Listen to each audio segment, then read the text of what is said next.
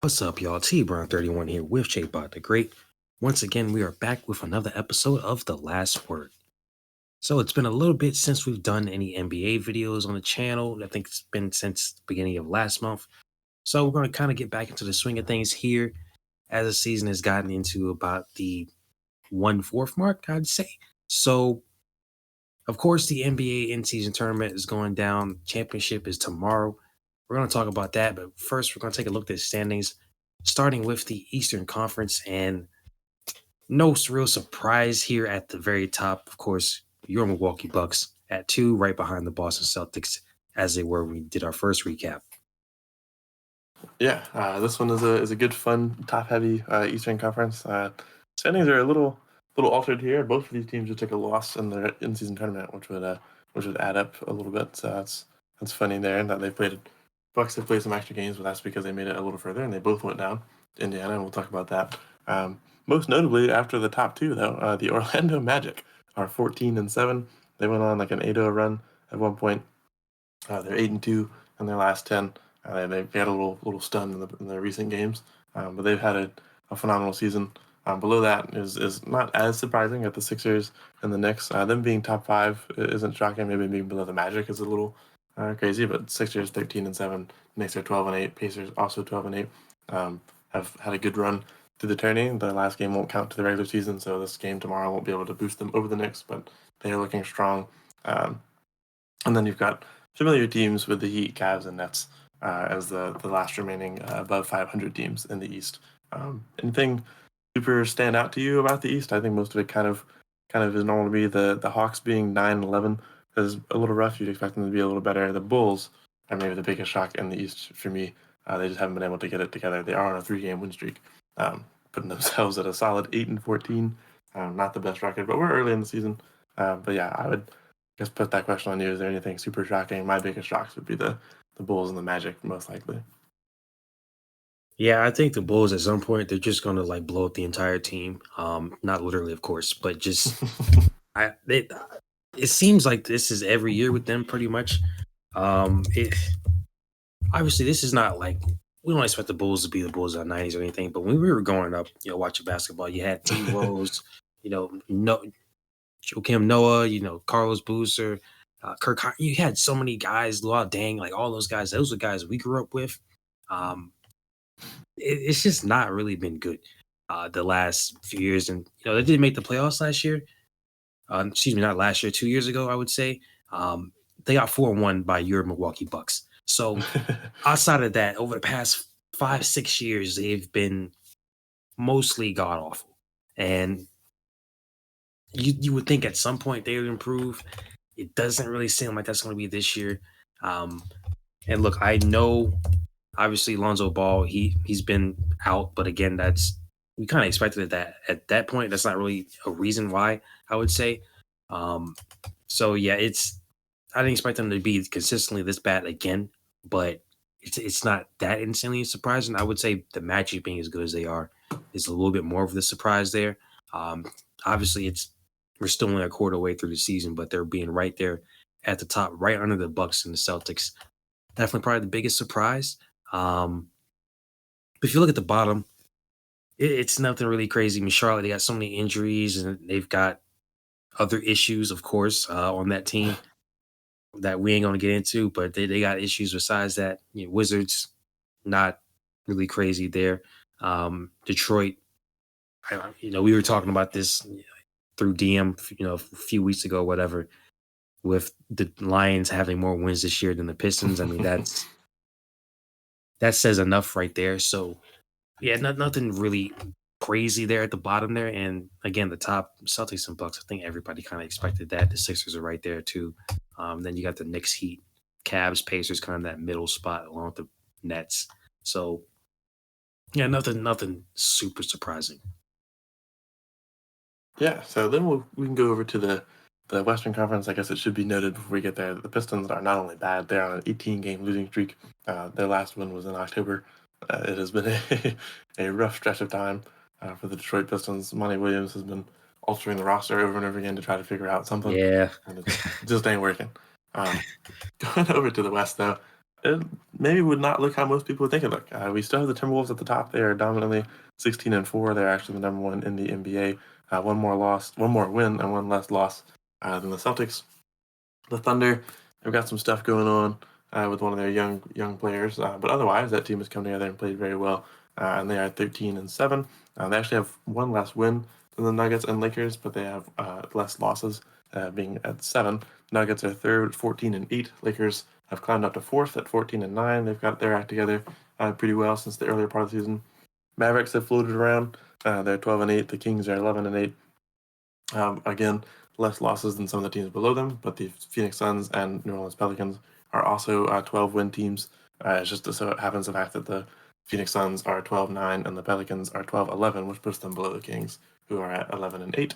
Clippers dead even 10-10. Rockets dead even 10-10. They're all looking at a playoff picture. Notably, outside of the playoff picture, the Golden State Warriors are the 11th seed at 10-11, and then the Utah Jazz, much further below them, 7-14. Grizzlies with no Ja Morant, 6-14. Desmond Bane has been fighting. He did everything he could the other night to ensure that the Pistons keep their losing streak going, and he was successful in that one. He dropped a 50 bomb to keep them out of the win column. And then the Blazers and Spurs being at the bottom probably doesn't move too many people. They did get two of the best picks in this year's draft, and I mean, as generational as Wemby is, you don't expect that to just turn around. The Spurs are on kind of quietly a 15-game win streak. I've seen a whole lot of posts about the Detroit Pistons being on their losing streak, and I get that one. But the Spurs have lost 15 in a row, which is just 3 behind.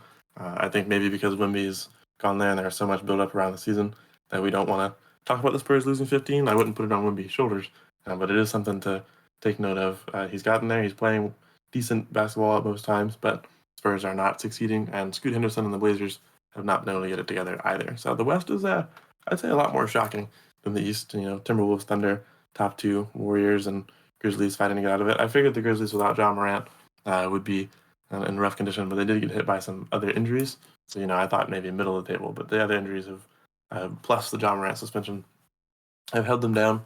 They are not far away from Ja Morant's being eligible to return, though. So we'll see if they can kind of get it back up there.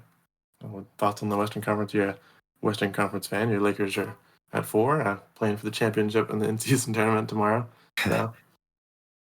It's funny because everybody on Twitter is, talking about how LeBron's like, oh, he's darn near 40 years old, but he's still wanting to get that money. I think we'll talk about this in just a second here, but I think the in-season tournament has really kind of rejuvenated a lot of these guys, like especially being so early in the season, which we did like, I don't want to say criticize, but we did question it. It's like having the tournament this early in the season is like kind of weird, but I think it has given more purpose to this early part of the season where a lot of people may not be focusing. After you get through those initial games, maybe up until Christmas, you're not really paying too much attention. But yeah, it's definitely rejuvenated things, and if it's making the Lakers play better, fine. But I'm not saying this as a Laker fan, but as a just NBA enjoyer. If you're a Clipper fan, like you got to be pissed off at some point. I mean, we've been, this is the 5th year of this Kawhi Paul George duo, along with now Russell Westbrook and James Harden, and it's just like, of course, there's only 20 games in. At some point, when do you got rid of Doc Rivers? I mean, at what point do you just blow the whole thing up? And again, we'll see when we get further into the season, but I just don't. I don't think it's going to work, and maybe it will. I just don't think it's going to work at this point. Sometimes they're going to have to face the music and understand, like, hey, this is just simply not working here.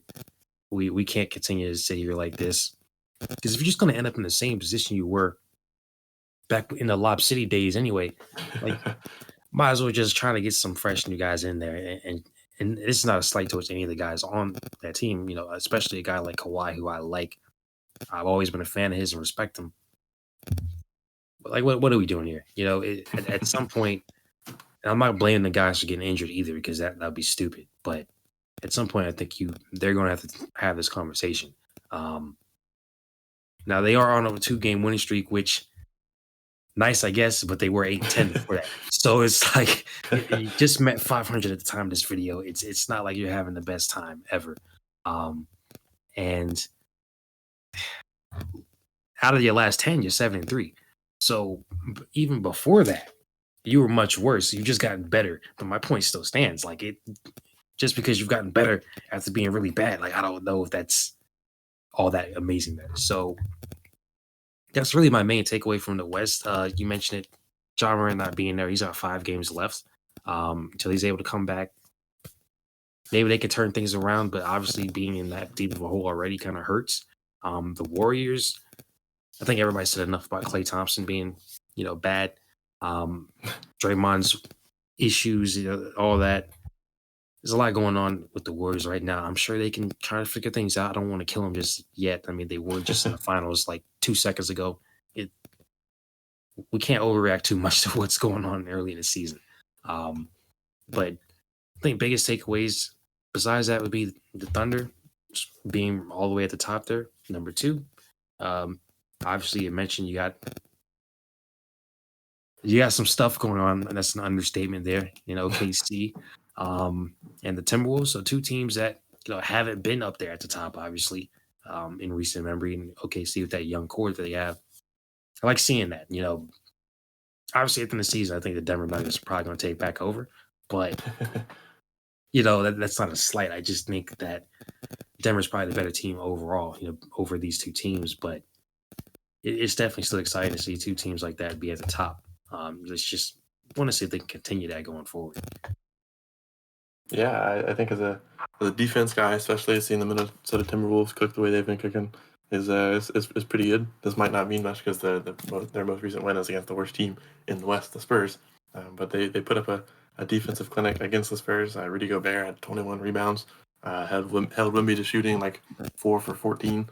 So the Timberwolves have just had a defensive anchor. I've seen games against the Thunder. That's the number 2 team where Rudy Gobert put Chet in a clinic. So some of these young guys, I guess, figuring out the defensive style of Rudy. There's funny little clips of Rudy celebrating for making Chet pass the ball out, and then dominating the other people that the ball was passed to. So the Timberwolves have found their defensive anchor. I'm not sure how long that can hold up. I'm not sure if that works out in a playoff scenario. People can find ways to crack through that because a lot of the defenses just kind of bait people into Rudy and hope that they give up or hope Rudy gets a stop. So that isn't not the most sustainable thing when you get a guy like Jokic on you. That'll be a good matchup to see the Timberwolves have beaten the Nuggets this season. But this is a fun Western Conference. It's good to see these 2 teams up. It's good to see. I know the Lakers are a big market team; they're always up there. But I am a LeBron fan, so I'm happy to see LeBron be up there at the 4. I'm happy to see the Lakers trying to get it together despite all the tomfoolery that's been going on. Now, we will move to the in-season tournament. We're not going to get deep into the group standings. There's a lot that went on, and those have all been decided. We are 1 day away from the championship game. We had a few times where we went to cover this season, cover this tournament, but it happened to move pretty quickly once it got going. So teams are a little surprising of who won their respective groups. Obviously, now the Lakers are 4th in the West, but they ended up winning the number 1 seed over there in the West. So they were 1.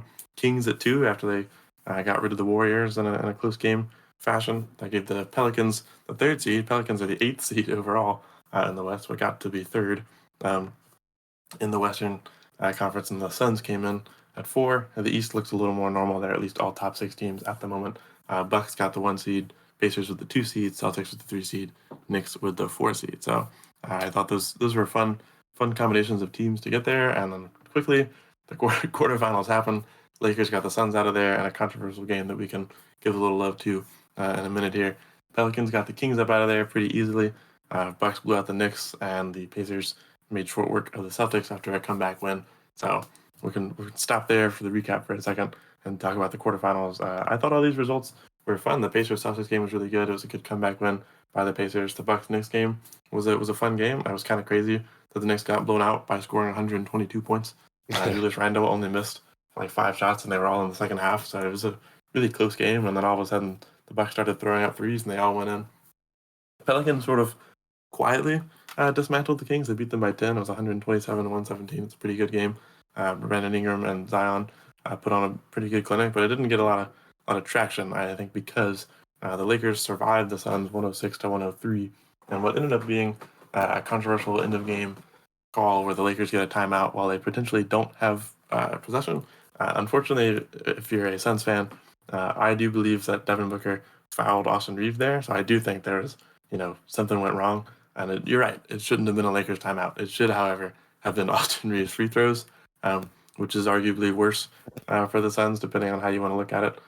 So I think the Lakers advanced on their own. The Suns had to deal with a horrible shooting night from Devin Booker and a game where he turned the ball over 7 times. So I think there were bigger issues to worry about. And you can maybe say, well, despite all that, we were still in it.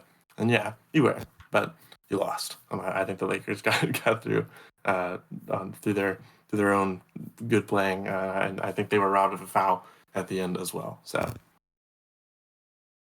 Yeah, I'm not even going to try to be biased there. Like, yeah, that was obviously a mistake on the part of the refs, and we're not going to turn this into a kill the ref show. But yeah, that was that was not good objectively. But yeah, it was a foul. So I mean, maybe like you said, I mean, if you had shot the free throws, then I mean, yeah, okay, that doesn't really help you there. So people aren't going to be thinking about it in that sense either. So because if they got screwed on that call, then they're just going to focus on that. So that's just kind of how that is. But yeah. I don't want to go back to the Laker thing. Beginning of the season, not the greatest start, but this is why I think Lakers fans gotta relax sometimes. Because I think when we did our first video, it was kind of around when they were on that 3-game losing streak to Orlando, Miami, and then Houston. Obviously, Houston not amazing. Orlando wasn't expected to be good, but they are. And then Heat right in the middle there. So I think people got to kind of relax. It's pretty obvious that the Lakers are playing much harder, especially LeBron, for these tournament games, especially the way that they just put it on the Pelicans. But the Lakers have been really good over the past month. I mean, they're like 11-5, 12-6, something like that. So they've been really good since we've done that video. So I think that the game against the Pelicans was just kind of more of the same there. And I know reports came out sometime today that the Pelicans aren't super happy with Zion's fitness level, which I want to see if that's actually true or not, because people can post anything. So I don't know if that's really a report that's coming out, because we've seen crap like this before. So I mean that is pretty convenient to put out, after they get beat by 30 something in the tournament game. But maybe it is true, and maybe that is an issue that we know that he might be having. And obviously the Pelicans, they are in the play-in, but then this team could be much better than it actually is, and part of that is Zion's availability. But I would say just talking about the tournament in general again, I think the matchups have been fun for sure. If you told me when this started that the Pacers be playing the Lakers in the championship, I like, okay, that's hilarious. But here you go. And I think it's honestly a perfect matchup, because you got a guy like Halliburton who just signed that max contract. He's definitely earned it for sure with the way he's been playing this season. And he continues this for how many ever years, he's going to get another one for sure. So you got a guy like him on the Pacers who have not been good, really, for the most part, since Paul George's departure. And then you got the Lakers, of course, the big brand, of course, LeBron, everything. I say that's a really good matchup between a team that's seen as more of an underdog versus the NBA's golden child, I guess. Some people probably call him. But yeah, I think overall this whole tournament, because you did get teams in here that are actually good. It's not like you got teams that got lucky to be in the final part of it. Once you got to the quarterfinals and the semifinals, because it's still part of the regular season standing, so it's still, I think, representative of the NBA season as a whole. And of course, you want teams that are going to be surprises, but I think it might be delegitimized if you had too many teams that somehow got hot out of nowhere just for those specific games. But yeah, I think it's made things a whole lot better. And again, I think we've talked about this before.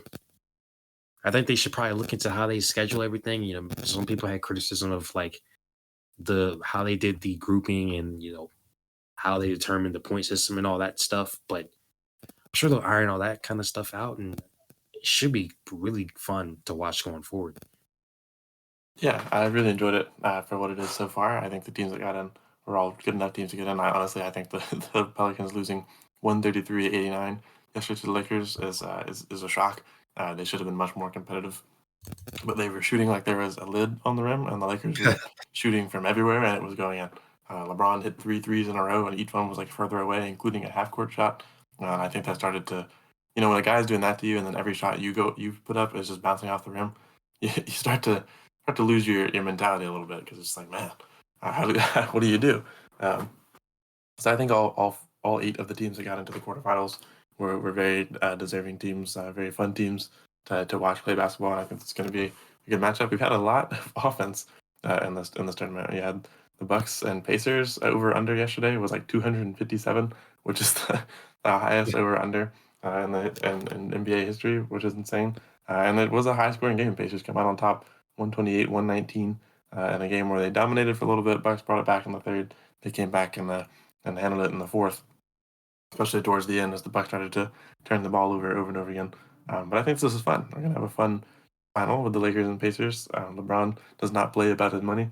We heard that in the post game conference when they said, "Aren't you too old to be taking a charge?" And he's like, "Not for 500K, I'm not." Right. So fair enough. I'd take a charge for 500K.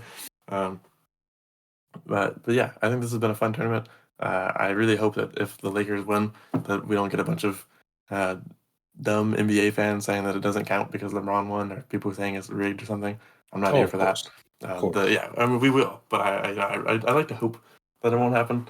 Lakers have played good basketball throughout the tournament. They've been a good team this season. If they do win the championship, I would think it would be just as legit as any of the other 8 teams that made it to the quarterfinals. But media wise, and just the way that people talk about what this tournament means, definitely going to be valued less if LeBron gets it. They're going to somehow make it a not serious thing. And it's not like super serious, but it's clearly brought out a fun vibe. The Pacers have been fun to watch. The Lakers have been on one the whole tournament.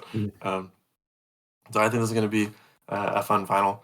And I'm not sure who I think is going to win. A lot of offense coming in this battle. The Lakers can lock in on defense occasionally. They locked up the Pelicans for sure and put on an offensive display. So I'd be tempted to say the Lakers play a more complete style of basketball than the Pacers. But I also think that the Bucks and the Celtics play more complete basketball than the Pacers. And the Pacers just get hot at the right time and can overwhelm you. So I don't know. I trust Tyrese Halliburton. I think he's going to make it a fun final. He could easily take out this Lakers team single-handedly the way he did. I wouldn't say single-handedly. The Pacers played good team ball, but he could fuel that team to a win the same way he did over the Celtics and Bucks. But I kind of find it hard to go against LeBron in an elimination game with 500,000 on the line. I think he wants that paycheck. I'm going to take the Lakers in tomorrow's championship game and hope that holds up.